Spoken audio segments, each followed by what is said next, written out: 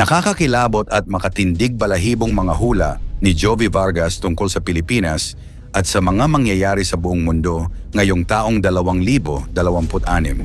Sa panahong puno ng kaguluhan, takot at kawalan ng katiyakan, muling naging usap-usapan ang kanyang pangalan dahil sa mga matitinding prediksyon na ibinahagi niya sa publiko. Si Jovi Vargas ay isang psychic na matagal nang gumagawa ng year predictions. Taon-taon ay naglalabas siya ng mga hula hinggil sa lindol, digmaan, politika, ekonomiya at mga pandaigdigang krisis. Ayon sa kanyang mga taga-subaybay, may ilang hula raw siya noon na sinasabing nagkatotoo, dahilan upang mas lalo siyang sundan at pakinggan ng marami. Kaya narito ang 10 babala at hula ni Jovi Vargas para sa taong 2026. Pang-10, matinding magaganap sa Pilipinas. Ayon kay Jovi Vargas, isa ang Pilipinas sa mga bansang makakaranas ng matitinding pagsubok sa taong 2026. Nakikita niya ang sunod-sunod na malalakas na lindol sa iba't ibang bahagi ng bansa, partikular sa Visayas, gaya ng Samar at Leyte, pati na rin sa Metro Manila, Baguio, Pangasinan at Bicol. Bukod sa lindol, may mga senyales din ng malalakas na bagyo, pagbaha at posibilidad ng pagputok ng mga bulkan na magdudulot ng panganib sa buhay at kabuhayan ng maraming Pilipino. Babalapan niya na ang kakulangan sa paghahanda at disiplina ng tao ang maaaring magpalala sa epekto ng mga sakunang ito. Pang-siyam, matitinding kaganapan sa buong mundo. Hindi lamang ang Pilipinas ang makakaranas ng mga trahedya sa taong 2026. Ayon kay Vargas, ang buong mundo ay yayanigin ng matitinding kalamidad tulad ng malalakas na lindol, mapaminsalang baha at iba pang natural disasters. Maraming bansa ang hindi handa sa mga biglaang pangyayari, kaya't inaasahan ang malaking bilang ng mga biktima at pinsala sa ari-arian. Ayon sa kanyang nakita, tila walang ligtas na kontinente dahil halos sabay-sabay mararanasan ng mundo ang matinding pagsubok. Pang-8, isang Asian country na halos kalahati ay lulubog. Isa sa mga pinaka-nakakatakot na hula ni Jovi Vargas ay ang posibilidad na may isang bansang Asyano na halos kalahati ng lupain ay maaring lumubog. Hindi niya tahasang binanggit kung anong bansa ito, ngunit malinaw sa kanyang pahayag na may kinalaman ito sa paggalaw ng lupa at pagbabago sa karagatan. Ang pangyayaring ito raw ay magdudulot ng matinding humanitarian crisis at paglikas ng milyon-milyong mamamayan na mawawala ng tirahan. Pang-7, paglubog at malalaking aksidente sa karagatan. Ayon pa kay Vargas, may nakita siyang 2 malalaking barko na lulubog sa magkaibang bahagi ng mundo. Ang mga insidenteng ito ay maaaring mangyari bandang kalagitnaan ng taon, partikular sa buwan ng Hunyo o Hulyo. May kinalaman umano ito sa masamang panahon, pagkakamali ng tao o biglaang sakuna sa dagat. Ipinapayo niya ang matinding pag-iingat sa mga biyaheng pandagat lalo na sa panahong ito. Pang-6, matinding economic crisis at hirap ng mamamayan. Isa rin sa binigyang diin ni Jovi Vargas ay ang patuloy na paghina ng ekonomiya sa maraming bansa. Ayon sa kanya, maraming negosyo ang magsasara, tataas ang presyo ng bilihin, at lalong mahihirapan ang mga ordinaryong manggagawa. Pinayuhan niya ang publiko na mag-ingat sa pag-utang at maging praktikal sa gastusin. Maraming pamilya ang mapipilitang magbawas ng pangangailangan at humanap ng alternatibong pagkakakitaan upang makaraos sa araw-araw. Pang-5, paglala ng global conflict at banta ng digmaan. Ayon kay Vargas, magpapatuloy ang tensyon sa pagitan ng malalaking bansa tulad ng Amerika, China, Russia at mga bansa sa Middle East. Bagamat hindi raw agad mauuwi sa isang malaking world war, lalakas ang banta ng digmaan, military actions at mga lihim na operasyon. Ang tensyon na ito ay magdudulot ng takot at pangamba sa ordinaryong mamamayan sa iba't ibang panig ng mundo. Pang-4, malalaking iskandalo at magulong pamahalaan sa Pilipinas. May mga isyong politikal at iskandalo raw na lalabas sa Pilipinas sa taong 2026. Ayon kay Vargas, may mga kaso ng katiwalian, plunder at mga kontrobersyang kinasasangkutan ng matataas na opisyal ng pamahalaan. May posibilidad ding madawit ang pamilya ng ilang leader. dahilan upang lalong uminit ang usaping politikal. Dahil dito, lalakas ang boses ng publiko at ang panawagan para sa pananagutan at katotohanan. Pangatlo, paglala ng digital control at artificial intelligence. Nakikita rin ni Jovi Vargas ang mabilis na pag-usbong ng artificial intelligence at digital control sa buhay ng tao. Ayon sa kanya, mas lalong mawawala ang privacy ng mga tao dahil kayang-kayang gayahin ng AI ang boses, mukha at kilos ng isang individual. Marami raw ang hindi namamalayan na unti-unti nang naapektuhan ang kanilang kalayaan at identidad sa digital na mundo. Pangalawa, crisis of faith at kaguluhan sa relihiyon. Isa sa mga seryosong babala ni Vargas ay ang krisis sa pananampalataya.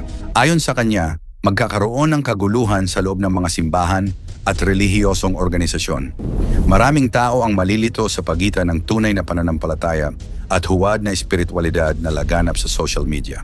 Ang ilan ay maliligaw ng landas dahil sa maling aral at huwad na espiritual na impluensya. At ang ating number 1, paglitaw ng isang leader na kaugnay ng Antichrist. Ang pinakamabigat na hula ni Jovi Vargas para sa taong 2026 ay ang unti-unting paglitaw ng isang world leader na magmumukhang mabuti, mapayapa at tagapagligtas ng mundo. Marami raw ang hahanga at magtitiwala sa kanyang mga panukala at pangako. Ngunit ayon kay Vargas, may masamang layunin sa likod ng kanyang mabuting imahe. Ayon kay Vargas, ang panlilinlang na ito ay magiging napakahusay kaya't marami ang hindi agad makakakita ng panganib at ito raw ang simula ng pagusbong ng Antichrist. Mangyari man o hindi ang mga hulang ito, huwag na huwag tayong maniniwala o magtiwala sa mga manghuhula o psychic sapagkat malinaw na mababasa ang Biblia na ito ay ipinagbabawal at masama. Sa Diyos lamang tayo dapat magtiwala. Ang pinakamahalaga sa lahat ay manatili tayong palauberba sa mga kaganapan, maging mapanalangin at matatag sa ating pananampalataya. I-type ang Amen kung sa kataas-taasang Diyos ka lamang sumasampalataya at hindi sa mga taong manghuhula. Nakakakilabot at makatindig balahibong mga hula ni Mamo tungkol sa Pilipinas at sa mga mangyayari sa buong mundo ngayong taong 2026. Sa panahong puno ng kaguluhan, takot at kawalan ng katiyakan, muling naging usap-usapan ang kanyang pangalan dahil sa mga matitinding prediksyon na ibinahagi niya sa publiko. Ang taong 2026 ay isang taon na puno ng bulong, pangamba at mga misteryo na unti-unting lumalabas. At may isang tao na nagbigay ng pinakamabigat na babala at ito ay walang iba kundi si Gloria Escoto o mas kilala bilang Mamo. Sinasabing tumama ang ilan sa mga nakita niya noong nakaraang taon at ngayon ang hula para sa darating na taon ay mas matindi kaysa dati. Kaya narito ang 10 babala at hula ni Mamo Gloria Escoto para sa taong 2026. Pang-10, korupsyon sa politika sa Pilipinas. Ayon kay Gloria Escoto, ang taong 2026 ay magiging taon ng matinding pagbabago sa politika sa Pilipinas. Maraming Pilipino ang magkakaroon ng mas mataas na interes sa mga lokal at pambansang issue at aktibong makikilahok sa mga community discussions at civic engagement programs. Ang bagong liderato at patakaran ay maaaring magdala ng bagong pananaw at ideya sa gobyerno. Mahalaga ang pakikilahok ng mamamayan hindi lamang sa eleksyon, kundi pati sa pagsusuri ng transparency, accountability at implementasyon ng mga proyekto ng gobyerno. Binibigyang diin niya na ang respeto, open dialogue at kolaborasyon ay susi sa balanced policy at epektibong solusyon. Sa kabila ng pagkakaiba-iba ng opinyon, mahalaga ang pagkakaisa upang makamit ang positibong pagbabago. Pang-9, kaguluhan sa politika sa bansa. Sa parehong tema ng politika, binibigyang diin ni Mamo ang kahalagahan ng relasyon ng Pilipinas sa ibang bansa. Ang taong 2026 ay taon ng pagpapalakas ng diplomasiya at internasyonal na ugnayan. Maraming bansa ang magiging mas bukas sa pakikipagtulungan sa Pilipinas sa ekonomiya, edukasyon at teknolohiya. Binanggit niya na ang tamang timing at taktika sa pakikipag-usap sa ibang bansa ay magbubukas ng mas maraming oportunidad sa kalakalan, turismo at cultural exchange. Mahalaga rin ang pagpapalakas ng soft power upang mas mapalapit ang ugnayan sa ibang bansa at mapanatili ang positibong international relations sa hinaharap. Pangwalo, transportasyon at infrastruktura. Ayon kay Mamu, ang taong 2026 ay taon ng malalaking proyekto sa transportasyon at infrastruktura. Magkakaroon ng mga bagong daan, tulay, highway at modernisasyon ng mga public transportation system. Ang mga proyektong ito ay magpapabilis ng paggalaw ng tao at kalakal at makakatulong sa paglago ng lokal na ekonomiya. Binibigyang diin niya na ang tamang budget, planning at pagpapatupad ay susi upang maiwasan ang pagkaantala. Marami ring posibilidad ng paggamit ng eco-friendly at high-tech transport solutions tulad ng electric vehicles at hybrid buses, pati na rin ang expansion ng rail transport systems. Pangpito, kalikasan at kapaligiran. Ang 2026 ay taon ng mas malawak na environmental awareness at mga proyekto para sa kalikasan. Maraming komunidad at volunteer ang magiging aktibo sa forest rehabilitation, coastal cleanups at pagtatanim ng mga puno. Binibigyang diin ni Mamu ang kahalagahan ng sustainable practices sa negosyo at pamahalaan. Ang bawat individual ay may papel sa pangangalaga ng kapaligiran at ang collective effort ng lipunan ay susi sa pagpigil ng matinding polusyon at pagkasira ng ecosystem. Pang-anim, natural disasters.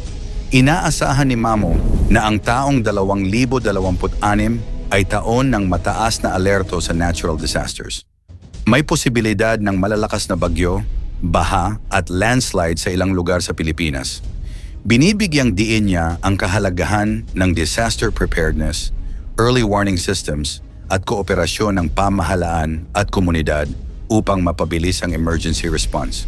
Mahalaga rin ang education at drills para maging handa ang bawat pamilya at barangay sa oras ng kalamidad. Panglima, kalusugan at pandemic preparedness. Ang 2026 ay taon ng mas matatag na kalusugan ng publiko. Mas maraming tao ang magiging conscious sa preventive health measures tulad ng tamang pagkain, ehersisyo at regular check-up. Binibigyang diin niya ang pangangalaga sa mental health at pagpapalakas ng immune system bilang proteksyon laban sa bagong virus o outbreak. Mas magiging aktibo ang gobyerno at pribadong sektor sa healthcare modernization at pandemic preparedness. Pang-apat, teknolohiya at trabaho. Ayon kay Mamu, ang 2026 ay taon ng malawakang pagbabago sa paraan ng pagtatrabaho at teknolohiya. Mas marami ang mag-a-adopt ng remote work, hybrid setup at digital tools. Ang automation at AI ay mas lalawak ang papel sa industriya, kaya mahalaga ang flexibility, adaptability at upskilling para makasabay sa pagbabago ng market. Mas maraming oportunidad ang lilitaw sa IT, data analytics, digital marketing at cybersecurity. Pangatlo, ekonomiya babagsak o lalago. Ang ekonomiya ng Pilipinas ay inaasahang mag-experience ng moderate ngunit steady growth. Ang mga industriya tulad ng retail, agrikultura at SMS ay muling babangon. Mahalaga ang maingat na pamumuhunan, pagtutok sa sariling negosyo at pag-iwas sa quick money schemes. Binibigyang diin ni Mamu ang kahalagahan ng savings, diversification ng kita at innovation mindset upang manatiling matatag sa ekonomiya. Pangalawa, kultura at panlipunan. Ang taong 2026 ay taon ng mas aktibong pagkakaisa sa komunidad at pagpapahalaga sa kultura. Maraming lokal na proyekto at aktibidad ang magtataguyod ng tradisyonal na sining, musika at sayaw. Maraming kabataan ang muling magpapakita ng interes sa kultura at heritage. Binibigyang diin niya ang epekto ng teknolohiya sa pagpapakita ng local artists at content creators, pati na rin ang kolaborasyon ng tradisyonal at modernong scene. At ang ating number 1, kabuhayan at negosyo. Ang 2026 ay taon ng pagbangon sa kabuhayan at negosyo. Maraming Pilipino ang magiging mas matapang sa pagsisimula ng small businesses, online selling, content creation at digital skills. Binibigyang diin ni Mamu ang pagtutulungan, collaboration at purposeful entrepreneurship. Mahalaga rin ang maingat na planning, disiplina at tamang desisyon para sa tagumpay. Mangyari man o hindi ang mga hulang ito, wag tayong maniwala o magtiwala sa mga manghuhula. Bawal yun sa Biblia. Sa Diyos lang tayo magtiwala. I-type ang Amen kung sa kataas-taasang Diyos ka lang sumampalataya. Ang babala at hula ni Kessler Go ngayong taong 2026. Ngayong 2026, muli tayong tinatahak sa isang taon ng mabilis na pangyayari at pagbabago. Ayon kay Kessler Go, isang kilalang Chinese metaphysics at Bazi practitioner, ang taong ito ay tao ng fire horse, na puno ng aksyon, mabilis na kaganapan at hindi inaasahang pangyayari. Mula sa mga personal na buhay hanggang sa pandaigdigang kaganapan, marami ang posibleng maranasan sa loob ng susunod na 12 buwan. Kaya narito ang 10 hula ni Kessler Go para sa taong 2026 batay sa kanya umang mga obserbasyon sa Chinese zodiac at energies ng fire horse. Pang-10, taon ng mabilis na paggalaw at aksyon. Ayon kay Kessler, ang taong 2026 ay isang taon na puno ng mabilis na aksyon at momentum. Hindi tulad ng mga nakaraang taon, ang fire horse energy ay nagpapabilis ng lahat ng bagay, kaya maraming tao ang makakaranas ng biglaang pagbabago sa kanilang buhay, trabaho at relasyon. Ito ay taon kung saan kailangang maging alerto at handa sa anumang mangyari, sapagkat ang energies ay hindi sumusunod sa kalendaryo. Pang-9, pagbagsak o pagkawala ng kontrol sa ilang relasyon at proyekto. Ang fire horse energy ay nagpapabilis din sa mga sitwasyon na hindi gumagana. Maraming relasyon, partnership o proyekto ang maaaring mawala ng direksyon o tuluyan ng mabigo sa unang bahagi ng taon. Ang mga dating nakasanayang routines ay maaaring magbago at kailangang maging handa sa mga pagbabago. Pang-8, health alerts at pisikal na pagod. Sa 2026, maraming tao ang maaaring makaramdam ng biglaang pagkapagod o stress. Fire horse energy ay intense at maaari itong magdulot ng pagtaas ng emosyonal at pisikal na tensyon. Ipinapayo ni Kessler ang regular na pagpapahinga, tamang pagkain at mindfulness practices upang mapanatiling balanse ang katawan at isip. Pang-7, pagkakaroon ng financial challenges at pagtaas ng gastos. Ang taong ito ay maaaring magdulot ng hindi inaasahang gastos at financial stress, lalo na para sa mga nasa zodiac ng rat at snake. Ayon kay Kessler, may consumer star na nagpapahiwatig ng malalaking gastusin, pati na rin posibleng disruption sa travel o business transactions. Ipinapayo niya ang maingat na financial planning at pag-iwas sa impulsive na paggastos. Pang-6, pagtaas ng public sentiment at madaling pagkalat ng balita. Ang fire horse energy ay nagdudulot ng mabilis na paggalaw ng impormasyon at opinyon sa publiko. Ayon kay Kessler, ang visibility ng mga kaganapan ay mataas, kaya't anumang aksyon o pangyayari ay mabilis kumalat at maaring magdulot ng emosyonal na reaksyon ng masa. Ito ay maaaring magdulot ng tensyon sa social media, political discourse at workplace dynamics. Pang-5, career opportunities at paglago ng negosyo.